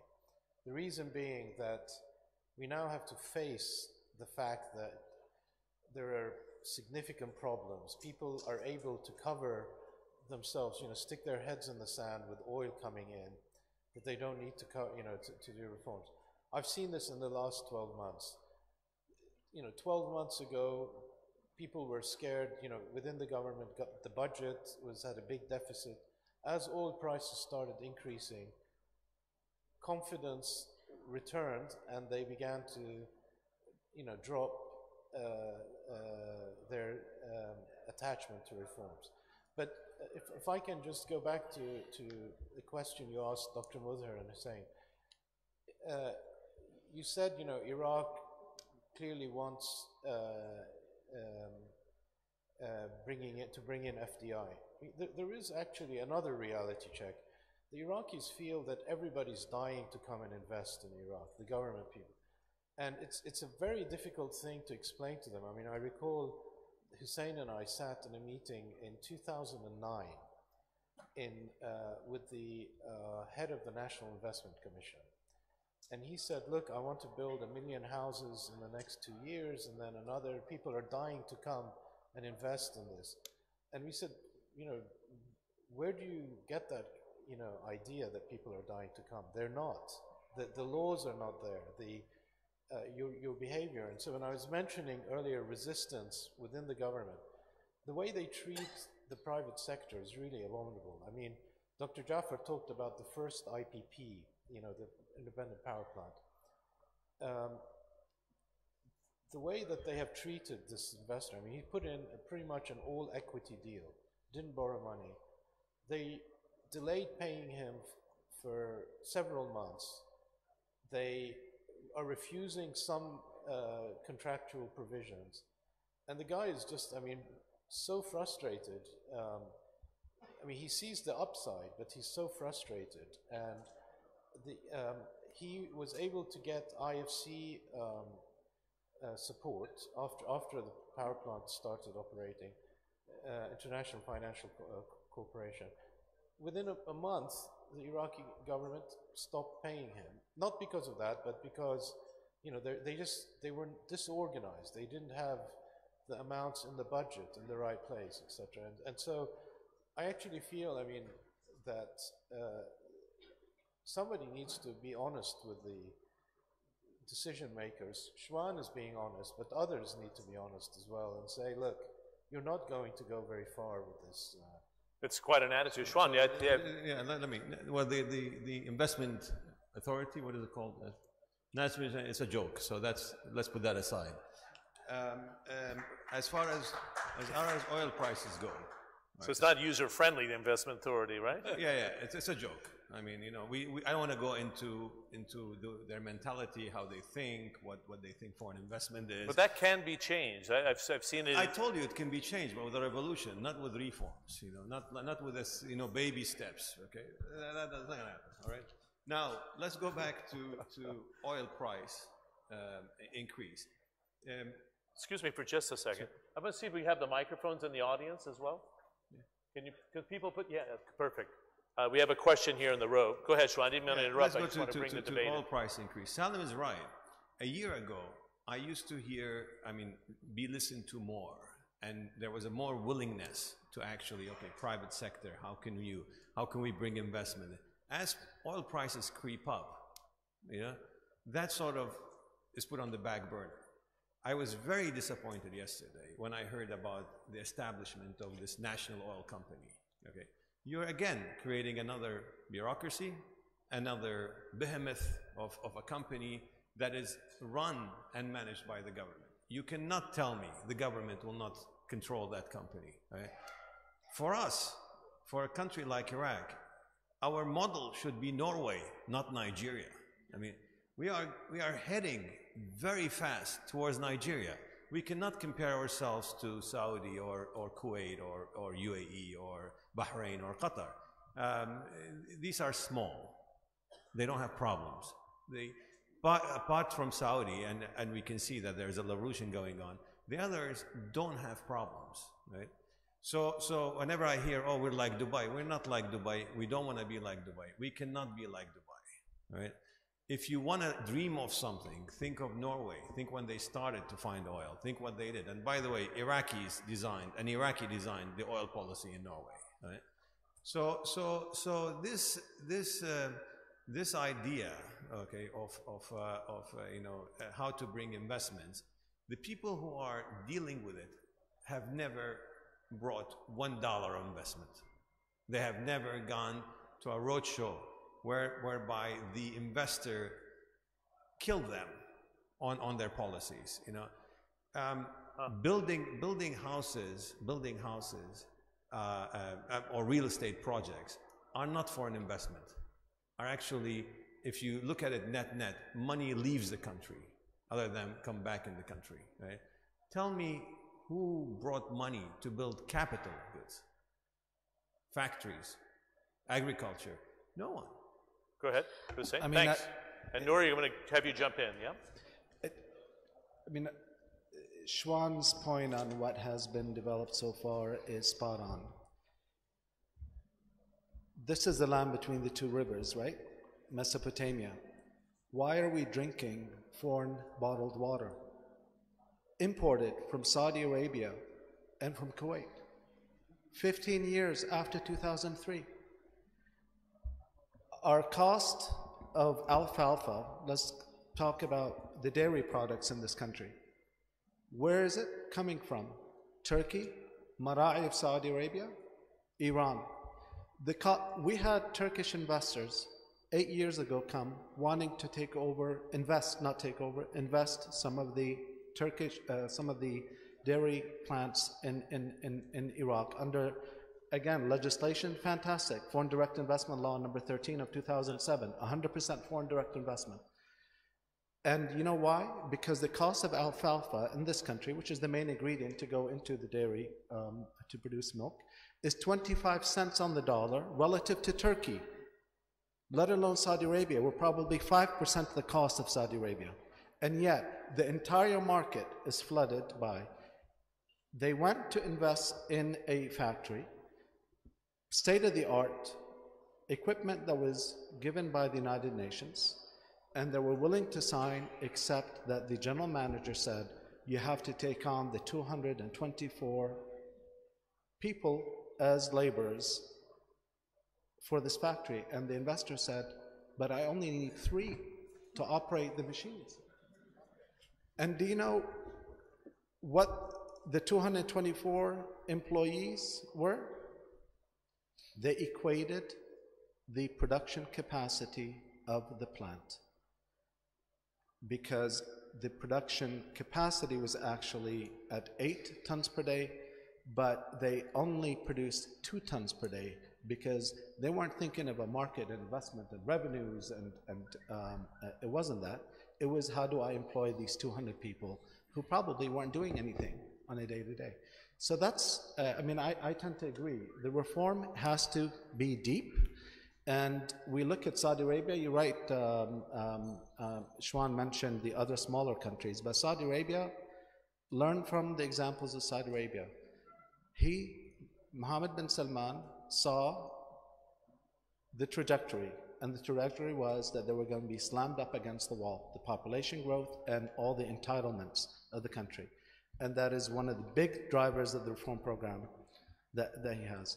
I think this country needs to reform, and we should start, I believe, now. Good. Nora, and then I'm going to take some questions from the floor. First of all, I think that possibly my intervention is misplaced for this panel. It's mostly in relation to improving Iraq's business environment that the New York Convention is relevant to talk about, and what I'd like to talk about, hopefully later in the capacity building panel.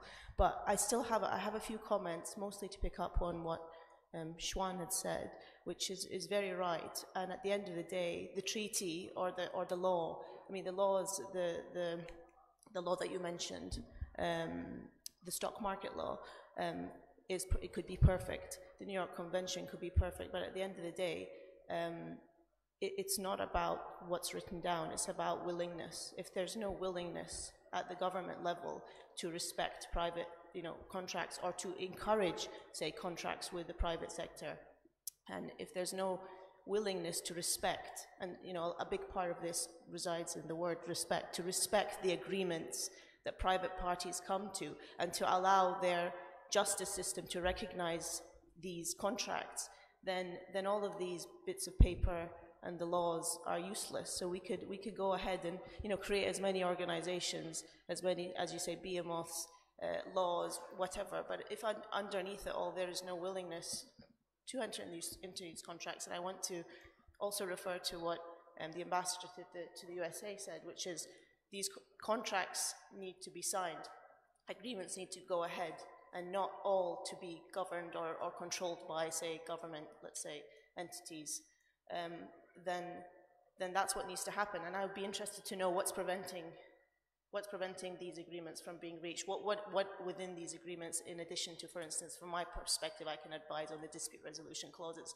But there are other things preventing this. And at the heart of all of this, and all of this paper, and all of this, these figures, there's just an unwillingness to allow private agreements to proceed and to be respected. Very good. Okay, I promised some questions from the floor. We have a microphone there? Okay, good. Please stand up. I just ask you to be very brief because we have about 10 minutes left. Absolutely. If you can direct the question to somebody here. So thank you, esteemed member, for your presentation and observations.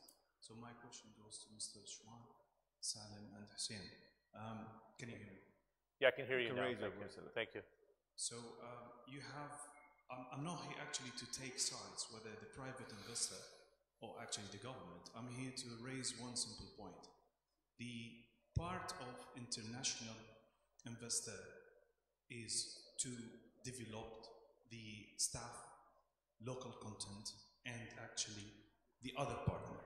So how many points have you actually submitted in written to probably the government or your partners from the government state companies, points that can achieve maximum benefits for your investment and for the government investment? For instance, Mr. Hussein, you said about the electricity, 30 billion, I think, and less than 5% revenues. How many points have you submitted in writings to the Ministry of Electricity that points would raise the revenues and reduce the capex? Okay, very good. Thank Salim, you. that's for Salim and Hussein, I think. Salim, why don't you jump in? Bring that mic closer, please. Okay. Thank you. We have a question right here as well. We can hand the mic to the gentleman in the front row. Thanks. Okay, I will respond. We have to just be very quick with the responses, please. Yep, please, Salim. I mean, there have been many. I work as a consultant to the Ministry of Electricity, so I act for them. I would say hundreds of reports have gone in with recommendations and so on, because I know what comes in. They have technical consultants, they have other consultants. The World Bank works closely with the Ministry of Electricity. The bottom line, I think, is the electricity sector is a very difficult sector. It's unfortunately one where it's the most visible sector, in the sense that if electricity is cut, people feel it. But let me continue. Dr. Jaffer earlier spoke about the increase in. No, understood. But I'm giving you examples, 2 examples. Dr. Jaffer spoke earlier about the increase in generation capacity. What he failed to discuss, which is now the key thing being focused on at the Ministry of Electricity, is an increase in transmission. So the idea is we need, one needs to develop across the board plans. And the Ministry of Electricity is getting advice how to move forward on different angles. The most recent problem now, though, and Hussein mentioned it earlier, is finance. They don't have the money, so we need to bring in the Ministry of Finance. The answer to your question is there is advice going in, but it's a complicated response. Another example I wanted to mention, private sector. There is a joint venture. I mean, there are a number of joint ventures that the Ministry of Industry has entered into. Unfortunately, the interests of the private sector entity are not aligned. The agreements are not aligned, and they don't listen to the private sector. They don't take their interests of the private sector, so the joint ventures are failing. And that, so the answer is people do make recommendations. There are interests in place that don't allow those recommendations to be implemented. Okay. Hussein, very quickly, if you want to jump in. No, I think in terms of capacity as well. I mean, the private sector, look, we're the commercial enterprise, right? We're here we want to benefit the country, but we are also beholden to our own shareholders. So I think, frankly, about half of what I do for Iraq is considered probably by my company, by my bank, as a public service initiative. The capacity building and the hand-holding, and we owe it to this country. You mentioned for expats, I think part of it, and I think, by the way, for the government, and I think many of the government representatives do appreciate it here, but for the others that have not heard this from us, the expat community that you have outside are one of your greatest assets. Many of us that have come back do have jobs outside, but we're here to help because this is the land of our fathers and forefathers. We have done, look, it's not a matter of lack of training capacity. I know from the programs of USAID moving forward from the European Union and everything else, they have trained people. And we as a bank have trained people, and we have training programs in front of the ministries right now in the central bank. It's when those people come back into the ministry, what is the operating environment for them to implement what they've learned? That is the question, and that is something outside of our hands. So I think from the international community, we are there, we are ready to assist and continue to assist, obviously, and hopefully that will continue to help. Great. Two last questions from the front. Sir, identify yourself. I don't have a question, I have comments. Okay. Please. Just keep it pretty tight, yeah? Thank you. Okay. I'll try my best. Just point of information, yeah. Shell is not exiting Iraq. Shell exiting an oil field, Majnoon. Yes. They are staying in gas. Fair enough, and yeah. the reason is not only on the Iraqi side, but also it is associated with the performance of Shell in the developing that field. Okay. So it's acceptable, just a second, but it's acceptable that the government's not quite willing to bring them in, to keep them here? The government tried the space to keep Shell operating in Majnoon. Only Shell did not really agree to the amendments that they have negotiated. Yeah. While the other PPs and others all signed and stayed. What the gentleman and the lady mentioned, I could say I agree with all of that. And we've heard it before, and I agree that we have lots of challenges here in the country, but without exaggerating, perhaps all what has been said have been discussed within certain government apparatus, okay, or enterprise, like the Prime Minister Advisory Commission, which I chaired for 8.5 years, even joining the New York Convention, all right? What's the issues with electricity, with legal reform, with bureaucracy, with easing procedures? So many strategies, plans, policies have been written, not only by Iraqis only, with the association of international organizations like UN agencies, European Union, World Bank, USAID, all of them, okay? With the full participation of the Iraqi private sector. And just to cite 2-3 examples, a strategy for the development of the Iraqi private sector was passed unanimously by the Council of Ministers. International Iraqi Integrated National Energy Strategy till 2030, 2 national development plans, and so on and so forth. What is really lacking is the capacity of implementation in Iraq. The will and the determination of the highest body in the country to enforce and ensure that such strategies and plans, which really target reform, should be implemented. Good. Where does that, just out of curiosity, I know, but just out of curiosity, where does that come from then? What needs to happen? Most of them came from either PMAC, the Prime Minister Advisory Commission, or Minister of Planning, or committees, ministries, Council of Ministers Secretariat, and with the participation of academia, universities, private sector, and so dedicated committees, plus UN agencies and other agencies that I mentioned throughout the years. The problem we recognize is this problem, the issue with the implementation capacity within the country, and this is due to very complex situation, political diversity, problem within the political arena, and the legacy of the whole system. We have 27,000 laws and bylaws, okay? And we targeted the reform of those laws. We failed. So we actually recognize that, and this is based on what we have seen in many countries passing through transition. We needed a high-level body, okay, to ensure, to monitor, and ensure the implementation of such reforms. And we actually wrote a draft law and went to Parliament. Unfortunately, Parliament did not approve it. Okay, they were in a different world. So I don't like to paint a gloomy picture, as what you have said. There has been a progress. Yesterday, we saw yesterday in one of the presentations that the private sector in Iraq has now a share of 27% of oil surface works in Iraq. 10 years, 5 years ago, it was 0. So there is a growth. There's progress. Okay. Can you wrap up in 30 seconds for time? I finished one minute. You said that twice already.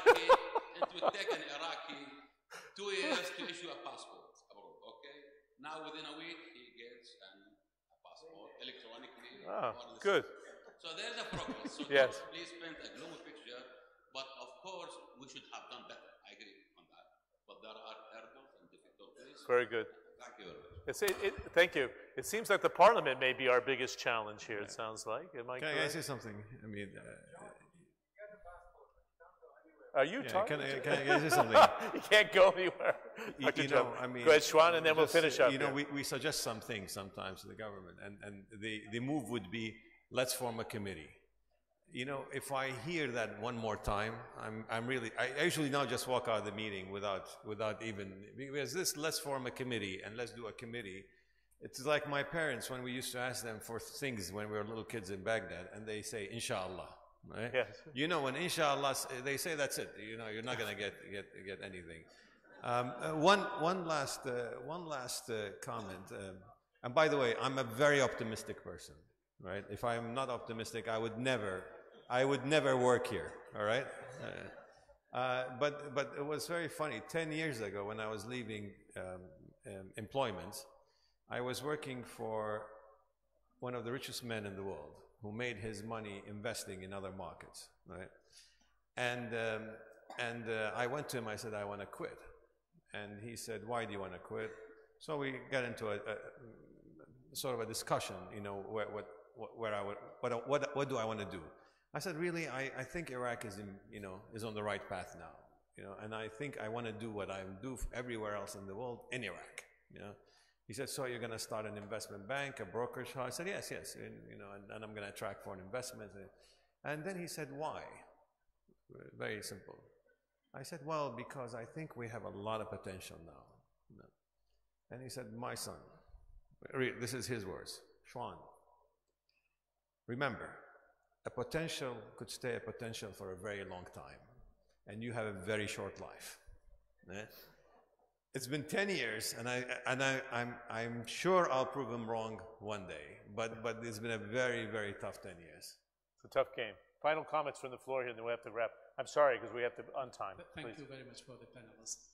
Actually, I start where Tamer ends. There is no shortage of strategy, vision, and a lot of work being done on the higher level of the government, especially the Prime Minister Advisory Commission, the previous and the current one.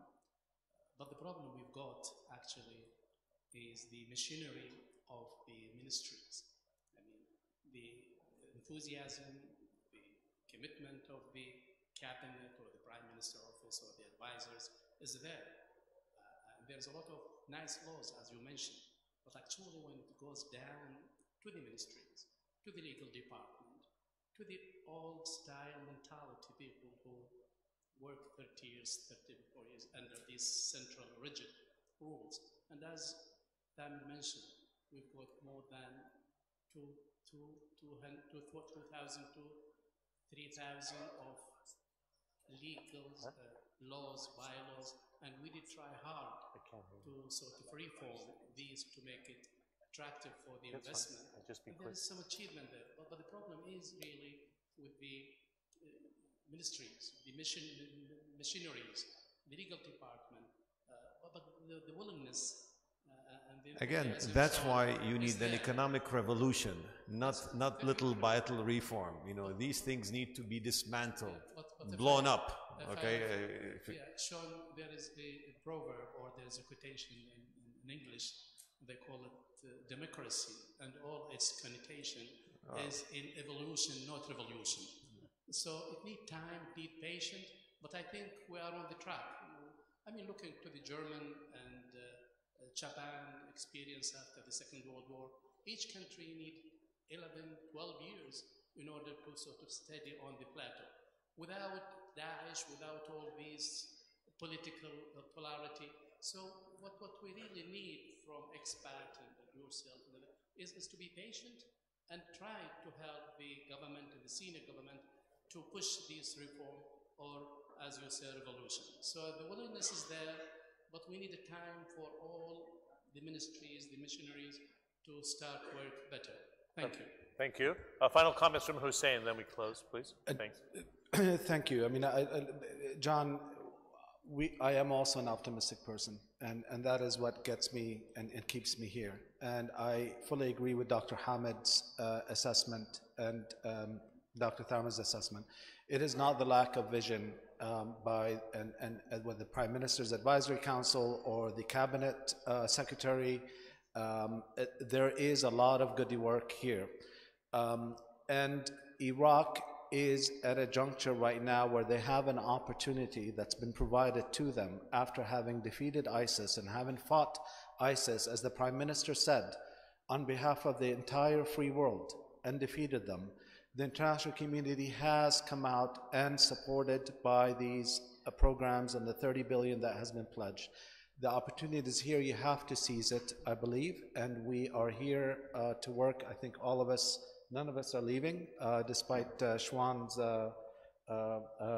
threats that he would. I know he will be staying and actually continuing.